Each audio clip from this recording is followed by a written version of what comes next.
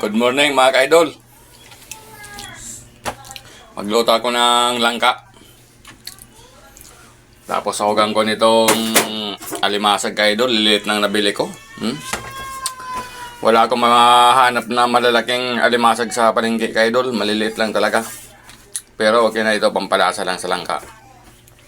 Tapos yung nyug ngayon ka-idol, ang mahal na. 50 ang isang nyug. Grabe kamahal na ngayon ka-idol. Wala kasi akong matangkuan na nyug.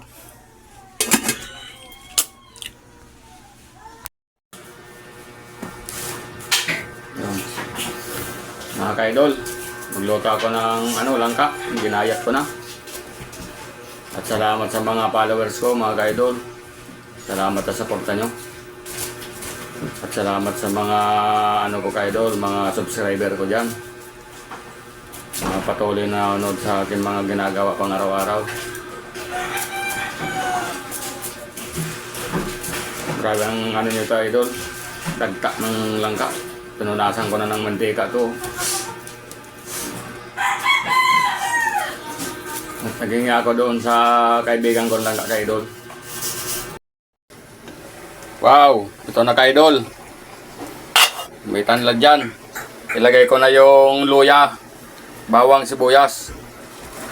At na yung amoy niya dito.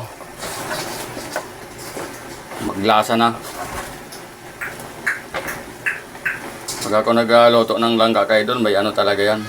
Hindi na walang dyan, luya. Para masarap yung lasa niya. Wow, nangangamoy na ka-idol. Ilagay ko to ka-idol, yung alimasag. Pang sahog sa langka mga ka-idol. Yan ka-idol, yan ang sahog sa langka ka-idol. Masarap to ka-idol. Wala akong makuha ang malalaking alimasag ka-idol. Mahirap naghanap ako kahapon ng alimasag sa palengke. Wala pa daw bagsak. Takpan ko muna to ka-idol para yung amoy ng lumasa sa gulay. Ilagay ko na ka-idol yung unang gata. Tuyo na yung yung sabaw ng gulay ka-idol. Ilagay ko na kasama sabay-sabay na yung niyang ka-idol. Siling haba. Wow. Ayos yan idol. Ito na mga ka-idol, malapit na maluto yung aking ginataan langka na may halong alimasag. Napakasarap nito ka-idol. Ito ang favorite ko ka-idol sa langka, may halong alimasag.